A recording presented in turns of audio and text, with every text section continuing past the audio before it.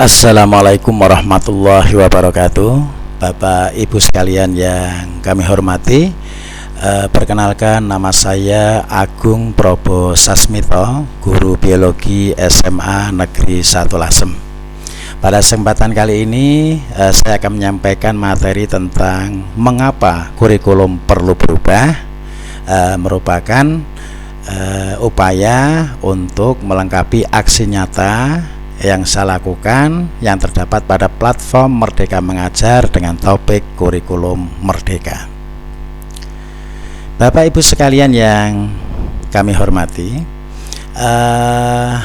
bicara tentang pengertian kurikulum, jadi kurikulum ini adalah seperangkat rencana dan pengaturan mengenai tujuan, isi dan bahan pelajaran serta cara yang digunakan sebagai pedoman penyelenggaraan kegiatan pembelajaran untuk mencapai tujuan pendidikan tertentu. Jadi kurikulum di sini adalah seperangkat rencana serta pengaturan yang isinya adalah tujuan, isi dan bahan pelajaran serta cara yang digunakan sebagai pedoman dilaksanakannya suatu kegiatan pembelajaran untuk mencapai tujuan pendidikan tertentu. Bapak Ibu sekalian, kalau kita berbicara tentang sejarah kurikulum di Indonesia, ini berdasarkan fakta telah mengalami beberapa kali pergantian, yaitu dimulai dari tahun 1947. Ini ada kurikulum yang namanya rencana pelajaran. Kemudian pada tahun 1952 ini berganti dengan rencana pelajaran terurai. Kemudian pada tahun 1968 ini kita menggunakan kurikulum baru, yaitu kurikulum 1968.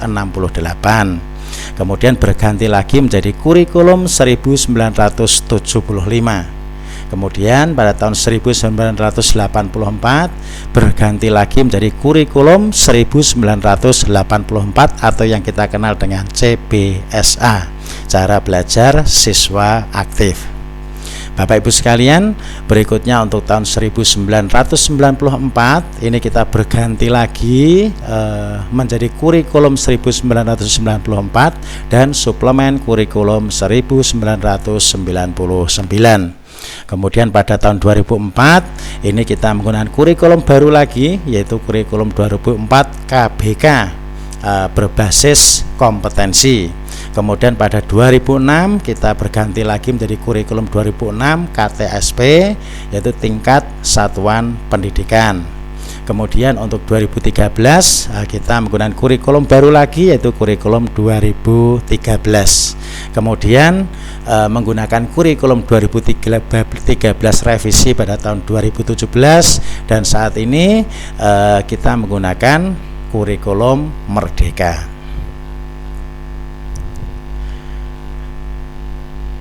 Bapak Ibu sekalian, ada pertanyaan. Jadi mengapa kurikulum sering berubah? Perlukah kurikulum itu berubah? Maka di sini terkait dengan pertanyaan tersebut ada dua pendapat, yaitu ada yang tidak setuju tentang perubahan kurikulum, tapi ada pula yang setuju. Untuk yang tidak setuju kurikulum berubah, ini ada beberapa alasan. Jadi yang pertama adalah ganti menteri, ganti kurikulum, ada semacam kebosanan gitu Bapak Ibu. Kemudian banyak yang bersikap apatis. Jadi perubahan kurikulum ini seolah-olah hanya bersifat proyek semata. Kemudian alasan yang lain adalah bahwa pergantian kurikulum ini pada kenyataannya tidak berpengaruh signifikan terhadap perbaikan mutu pendidikan.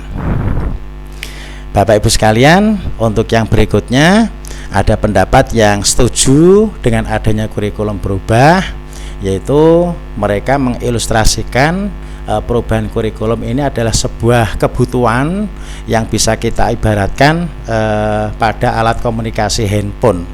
Jadi alat komunikasi ini mengalami perubahan dari waktu ke waktu, bahkan perubahannya itu sangat cepat Bapak Ibu, merupakan sebuah kebutuhan bagian dari perkembangan pengetahuan dan kebutuhan hidup manusia. Perubahan yang terjadi pada alat komunikasi tersebut ini juga berlaku pada kurikulum. Jadi kurikulum juga harus menyesuaikan dengan perkembangan zaman dan kebutuhan belajar murid. Bapak Ibu sekalian, misalnya pada mata pelajaran teknologi informasi pada komputer itu 20 atau 30 tahun yang lalu merupakan materi yang awam bagi murid Bapak Ibu. Nah, kemudian untuk yang sekarang ini ternyata menjadi sebuah keniscayaan karena kemampuan teknologi dan informasi menjadi sangat diperlukan sehingga dijadikan materi wajib di sekolah. Bapak Ibu sekalian, untuk kesimpulannya, apakah kurikulum perlu mengalami perubahan? Maka kita lebih condong untuk menyampaikan bahwa perlu mengalami perubahan dengan alasan yang pertama adalah untuk menyesuaikan perkembangan zaman, yang kedua adalah untuk memenuhi kebutuhan belajar murid sesuai dengan masa dan zamannya, dan alasan yang ketiga adalah untuk mempersiapkan murid menghadapi masa depan. Karena dengan perubahan kurikulum yang disesuaikan dengan kebutuhan peserta didik kita, murid-murid kita, maka akan menjadikan murid kita mempunyai kompetensi, kemudian juga mempunyai kemampuan serta kemandirian untuk mencapai cita-citanya di masa yang akan datang. Demikian Bapak Ibu yang bisa saya sampaikan. Kemudian apakah Bapak Ibu setuju atau tidak bahwa kurikulum itu harus berubah sesuai dengan perkembangan zaman? Maka kami mohon Bapak Ibu untuk berkenan menuliskan jawaban Bapak Ibu di kolom komentar. Terima kasih. Wassalamualaikum warahmatullahi wabarakatuh.